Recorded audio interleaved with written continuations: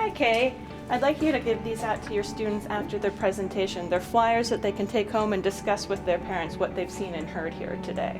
We've had other teachers in the past perhaps offer extra credit for, taking this home and really having a good discussion about it. Wow, that's great. I really like it when my parents are connected to what my students are doing in the classroom. Thanks, Liz.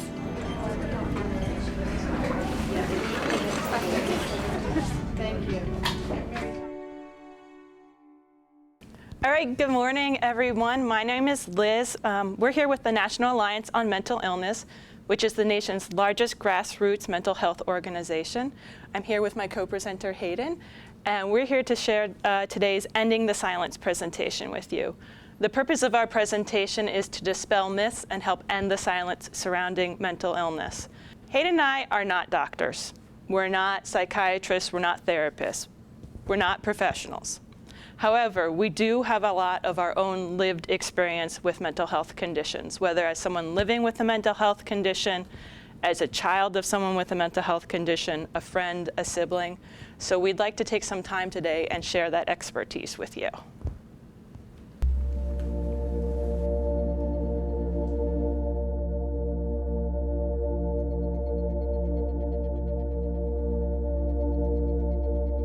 My ADD makes it impossible to focus. Don't they get it?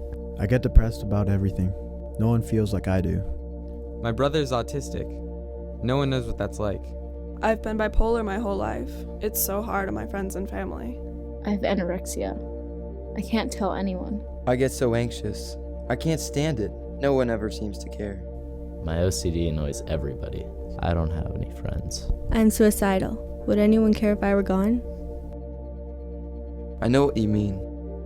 Sometimes I feel the same way. Yeah, that's totally me. Thanks for having my back.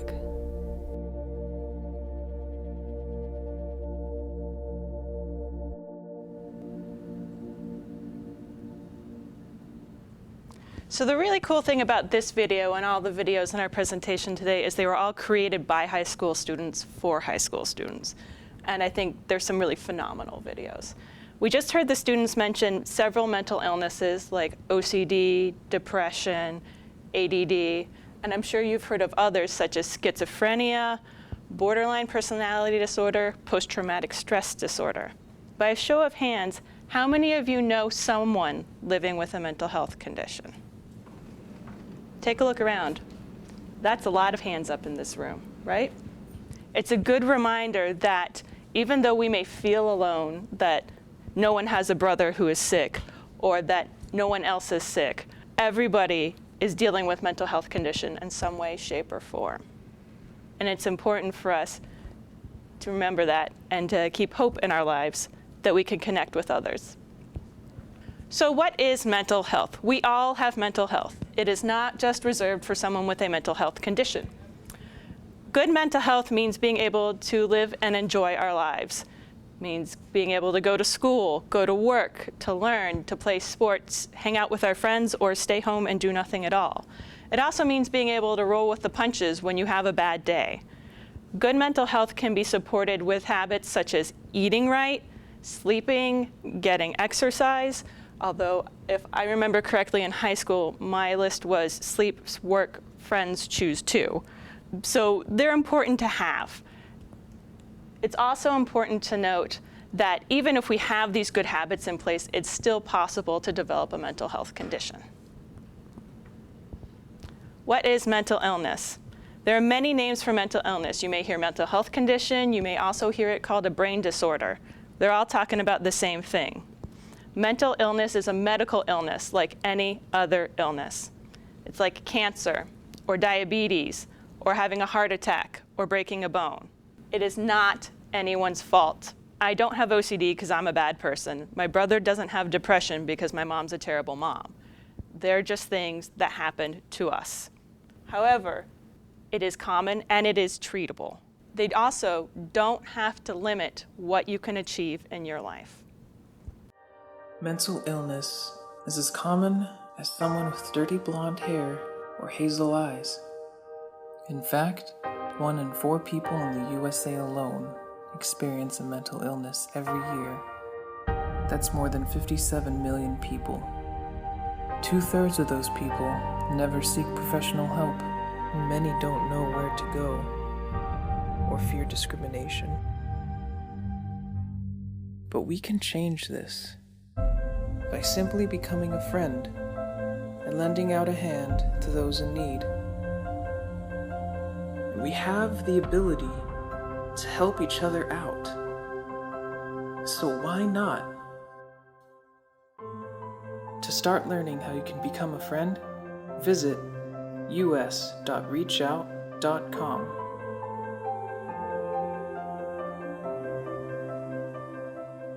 One in 5 young adults between 13 and 18 lives with a mental health condition. 1 in 4 adults lives with a mental health condition. It's a lot of people. I think more surprising is that 50% of youth between 8 and 15 do not get treatment for their mental health condition. And one of the biggest reasons for this is stigma or negative thoughts and beliefs. We all have the power to help eliminate stigma and make our communities a safe place for someone seeking help with a mental health condition. So as we said, stigma is negative thoughts or beliefs that lead to inaccurate beliefs or stereotypes. One that you might have heard recently is that someone living with a mental health condition is violent or dangerous. You know, if we see a shooting on the news, often the first question that is asked is, you know, did they have a mental health condition? Were they treated for a mental health condition? Well, someone living with a mental health condition is no more likely to be violent than anyone else. And in fact, they're more likely to be the victims of violence. Yet the stigma can create barriers and make it difficult because people believe, oh, you have a mental health condition, you're violent. What are some of the other ways that you might think that stigma would make it difficult for someone living with a mental health condition? Like there's that saying that, oh, like they're just trying to use a mental illness to get attention or something like that. Exactly. Oh, you know, they're drama seeking. There's nothing really wrong with them. You know, it can lead to avoidance, discrimination. You know, I may stop doing things that I like to do if I keep hearing that people just think I'm a drama seeker when I'm not. We all have the power to stop stigma. We all think stigmatizing thoughts sometimes. You know, we're all human. But the thing we need to work on is being able to kind of catch that and catch ourselves and say, you know what, I need to change that behavior. So let's talk about the warning signs. Feeling very sad or withdrawn for 2 or more weeks. Severe, out of control, risk-taking behaviors. Sudden, overwhelming fear for no reason. Severe mood swings that can cause problems in relationships. Drastic changes in behavior, personality, or sleeping habits. Now, all of us experience these symptoms at some point in time. Experiencing these symptoms does not mean that we have a mental health condition. It is when they are persistent and severe.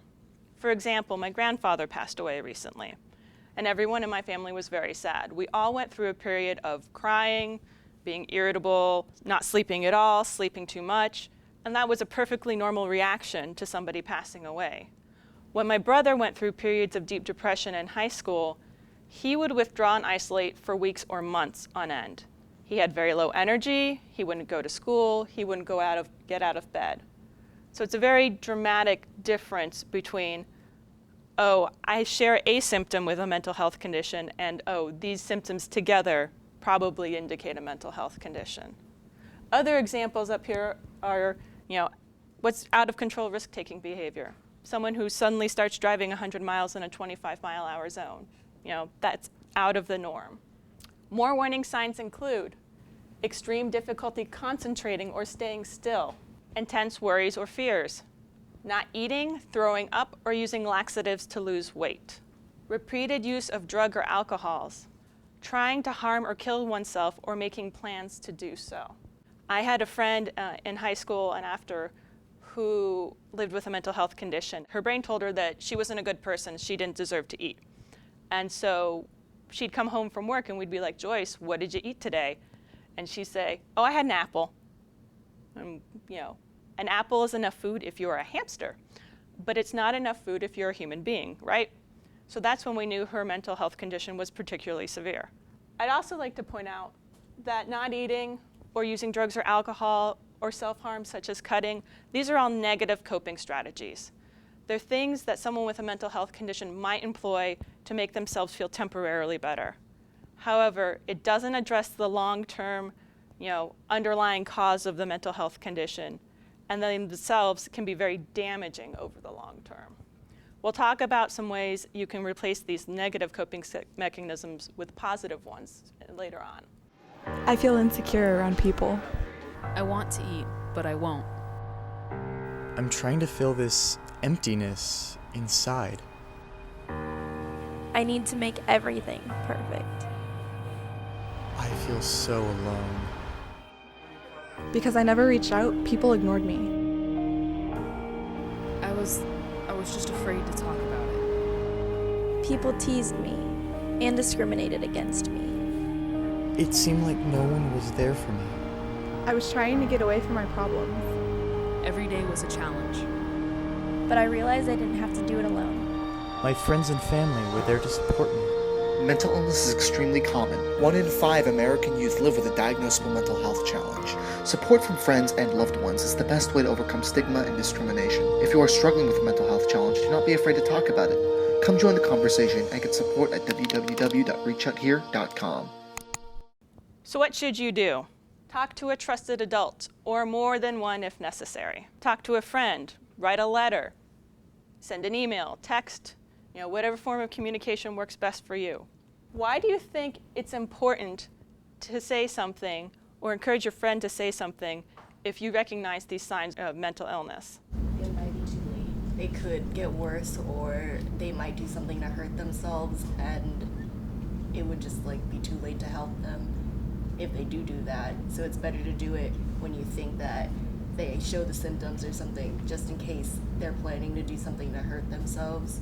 Exactly. So, kind of cutting things off at the pass, being proactive, making sure that we get someone help before it's too late.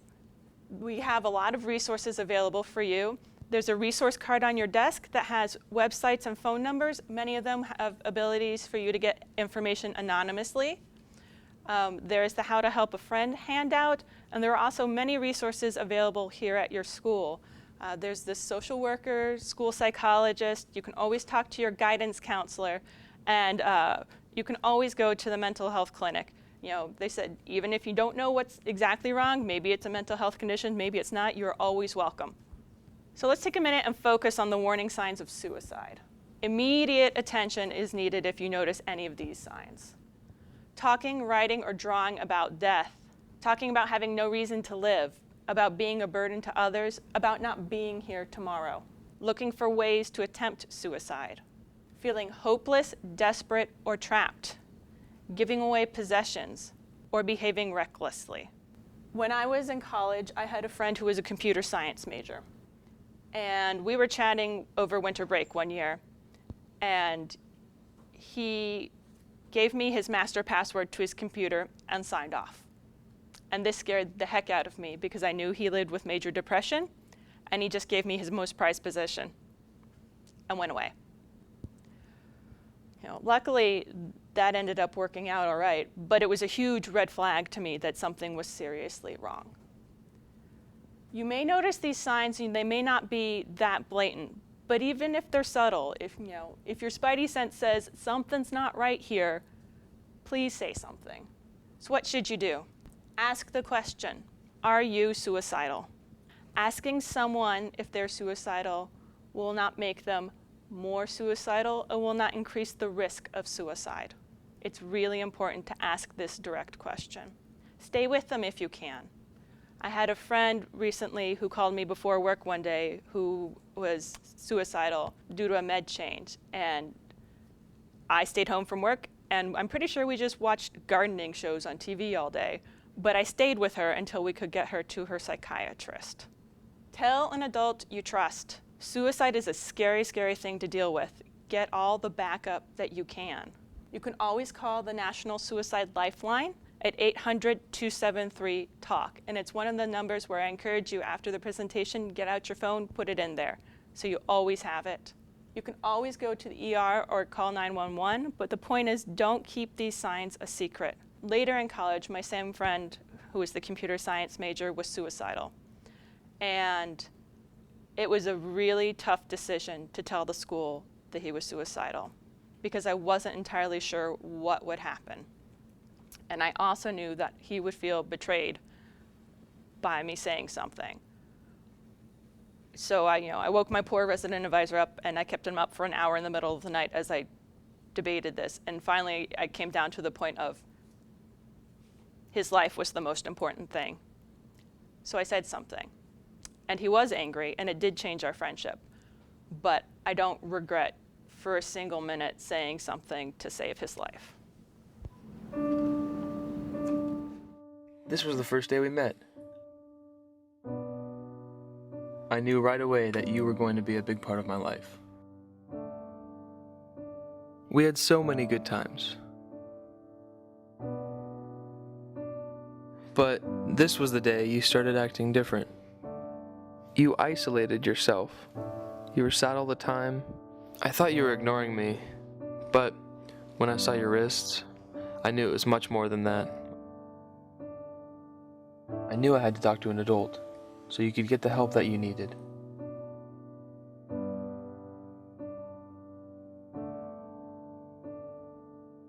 And today is the day we appreciate the life that could have been lost. Not every friendship has a tomorrow.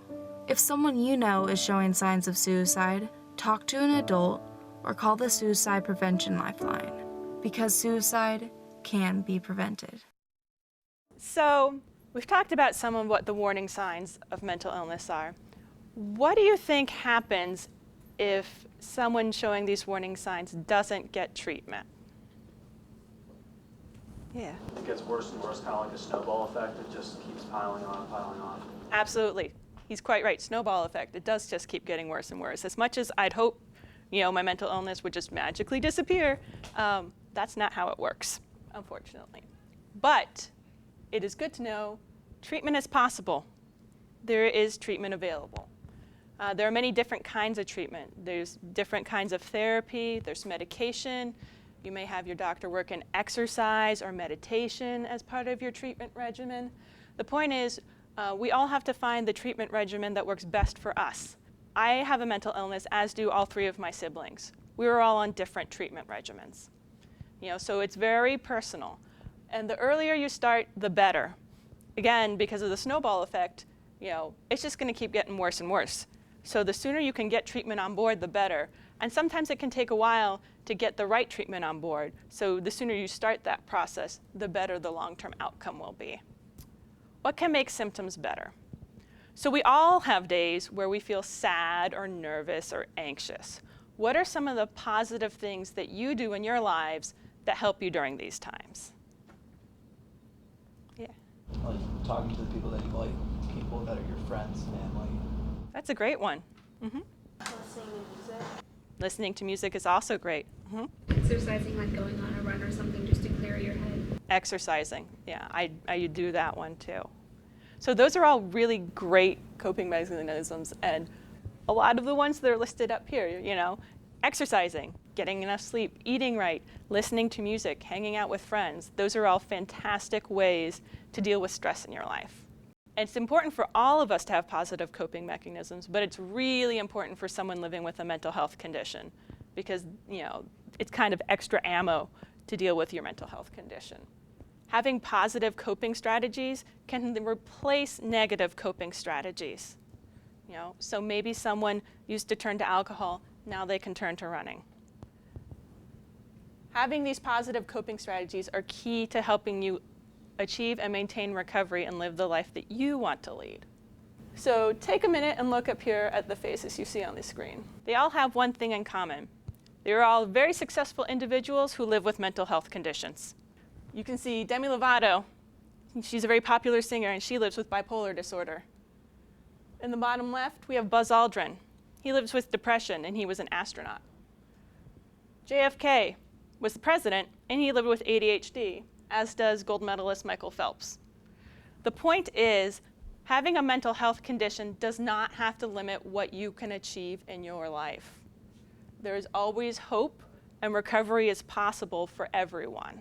How can you help a friend? The most important way you can help a friend is to know the warning signs and encourage your friend to say something to a trusted adult. Share the resources on your resource card or how to help a friend handout. Include them in your plans. Just be a friend. Invite them out. Talk to them. Listen. You know, I've been on both sides. I know how difficult it can be to be a friend to someone living with a mental health condition. But it is so important. When I first got sick in college, my friends Karen and Sarah were right there for me the whole time. And, you know, I don't know how I would have made it through that semester without them. They were, you know, key to kind of keeping me feeling normal and like I was a person, not just my illness. Encourage your friend to follow their treatment plan. Not everyone likes their treatment plan. Sometimes there are side effects that we don't enjoy from our medications. However, treatment works when you follow the plan. And if you don't like the plan, encourage your friend to talk to the doctor and work with their doctors to alter the plan. You can check in regularly. And also, take a look at that How to Help a Friend handout for more ideas. You are my friend.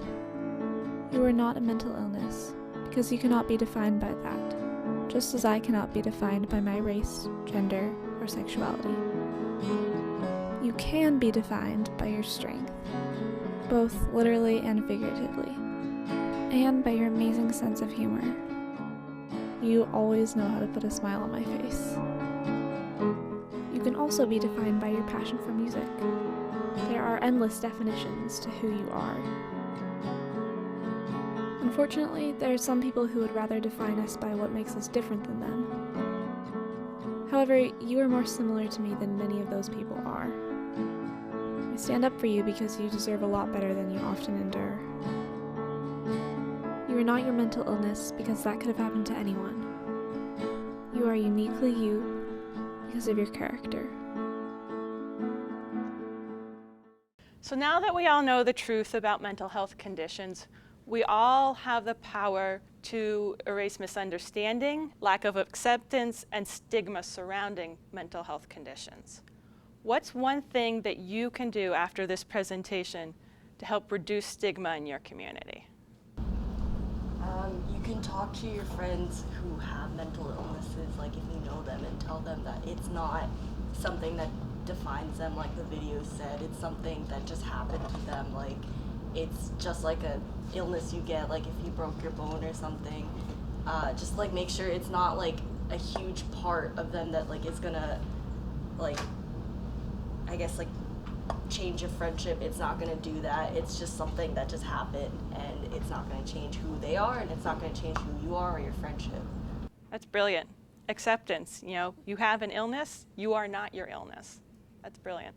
Any other? You talk to the people that don't have mental illnesses and be like, if people that you know do have mental illnesses, it's not the end of the world for that person. It's not going to change for you even though you don't have a mental illness. It's not a bad thing for those people. It's not going to affect you at all. Education. It's a big one, you know, and it doesn't have to be a presentation like this. It can just be saying something to a friend. You know, one of the ways that I do it is I post things on my Facebook about articles so that my friends and family can see them and share them out. You know, you can use people first language, which means instead of saying Liz is obsessive compulsive, you would say, this is my friend Liz. She has obsessive compulsive disorder. You know, Liz first, disease second. You can always just wear a lime green ribbon to say, I support mental health without saying a word at all. So remember, mental illnesses are illnesses like any other illness. If you broke your arm, you wouldn't sit there and be like, oh, one day it'll get better. You would probably go to the doctor. Mental illnesses are not anyone's fault, and they're nothing to be ashamed of. Know the warning signs. They can help you, they can help your friends. Often your friends and family members are the ones to notice first that something is going on. I know that happened in my case, where my friends told me months before, you need to go to the counseling center, you need to go to the counseling center. And then 4 months later, I was like, you're right, I need to go to the counseling center. Remember that you are not alone. It can feel very overwhelming and isolating to be dealing with a mental health condition, whether you're living with one, or your mom has one, or your brother, or your friend. It can feel like nobody else is going through this. There are a lot of people going through this, and trust me, once you reach out and find those people, they're all there to give you support. Recovery is possible, and there is hope. When I was first diagnosed 12 years ago, I wasn't really sure how I was going to live knowing I had to deal with OCD for the rest of my life. And I have to tell you, I'm in a very different place now than I was then. And I couldn't see here from there, but I got here because I had hope. And above all, we all have the power to end the silence.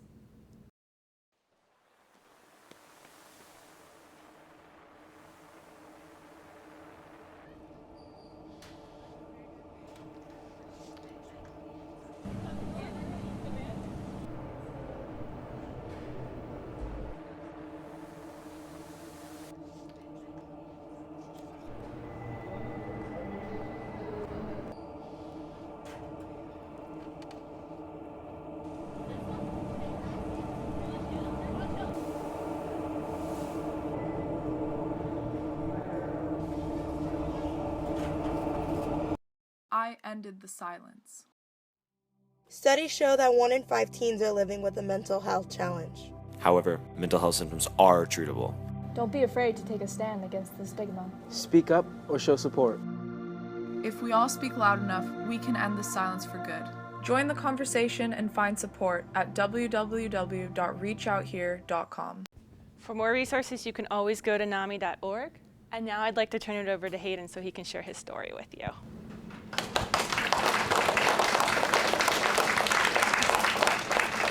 Hi everyone, my name's Hayden, and I'm going to tell you a little bit about myself. So, music is my passion. I love to sing, write, play, and see live music. I enjoy reading. I have a bearded collie named Rooney, who I spend a lot of time with. And I actually started my own taxi/designated driver service for a bunch of the adults in my area, which has actually been a lot of fun.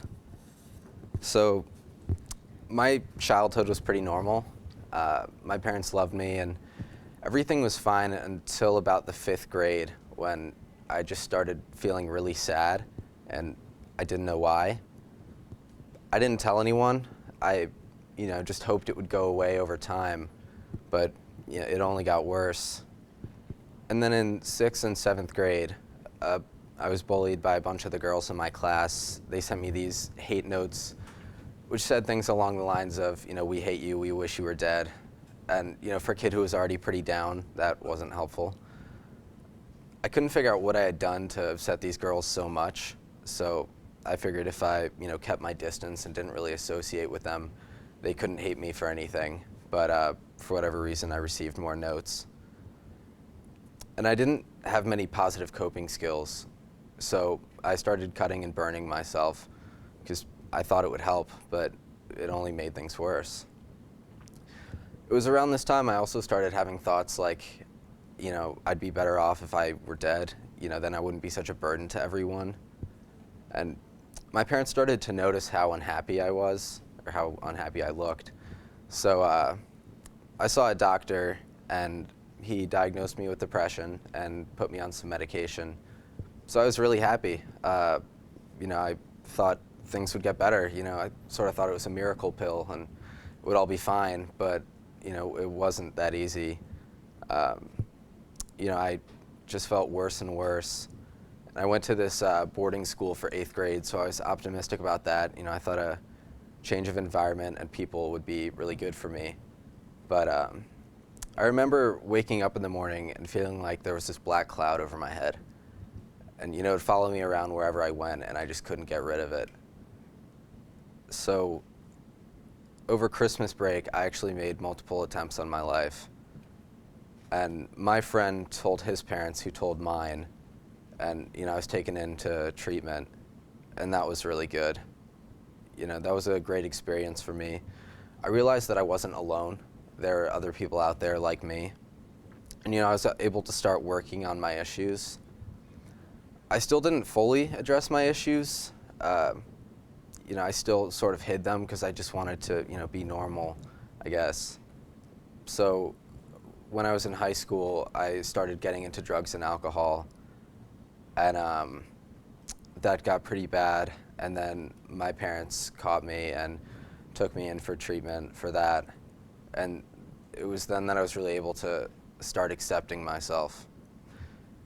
To me, acceptance means acknowledging my situation and being okay with it, which has proven to be an ongoing process. You know, every time I think that I've accepted my situation, you know, I have, you know, more obstacles to overcome, and, you know, I'm forced to compromise, and, you know, I learn to adjust my goals and grow from each situation. And the main thing I've accepted is that mental illness isn't anyone's fault, and it doesn't have to be a handicap. My depression has made me the person that I am today, and I'm pretty happy with that person. You know, I wouldn't really have it any other way. Acceptance has definitely played a major role in my recovery.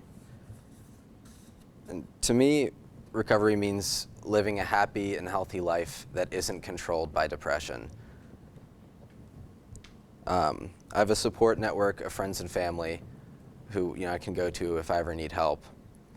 Medication and therapy have also both been really helpful for me. You know, with the, you know, help of my doctor, I'm actually moving away from both of those, which is positive. And music has definitely been my most effective coping skill. Whenever I'm feeling down, I can, you know, just play some music or listen to some music, and, you know, I instantly feel better. And meditation and exercise have both been really helpful for me as well. And these are just some of the coping skills that I've adopted and, you know, replaced with my old negative ones like substance abuse and self-harm. In my recovery, I've been able to take my music so much further than I ever thought I would. You know, I went from being a casual bedroom guitarist to, you know, actually like being in a band and playing gigs and having fun with it. And I've been able to build much deeper relationships with my friends and family.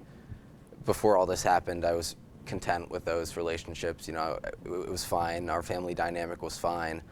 But, you know, going through all this, we all, you know, sort of looked at ourselves, and, you know, we were able to be more honest with each other, and, you know, the dynamic is just so much better now, I guess. And as I mentioned earlier, I started the driving service, which has really been a great experience for me. And I just hope I can continue down this positive path in life and use my experiences to help other people. When I was at my lowest point, I definitely would have benefited from hearing someone else's story like mine. And it would have been really nice to know that there are other people out there like me. Honestly, I probably wouldn't be here today if it weren't for my friend telling his parents that I tried to take my life. You may think you're betraying your friend by, you know, talking to an adult because you're concerned about them, you know, whether it's, you know, suicide or, you know, self-harm, you know, whatever it is. You're helping them, and they'll thank you later. I know I did. While I was in treatment, I saw a poster that read, "Suicide is a permanent solution to a temporary problem." And that really struck a chord with me. I realized that no matter how horrible things may seem, there's always hope. Thank you.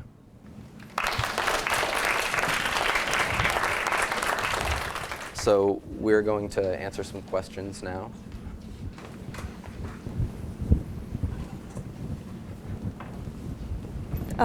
I was wondering, like, how do you get a mental health condition? So there's a couple, we're not entirely sure, but what the providing school of thought is that it's a combination of genetic and environmental factors. And what that means is we're most likely born more likely to develop a mental health condition of some sort, and then something else in our environment later in life, whether it's stress, it's hormone changes as we grow, it's a traumatic event, something in there triggers that mental illness to start occurring. So I was wondering why people are so against taking medication, or they stop taking the medication that they're on.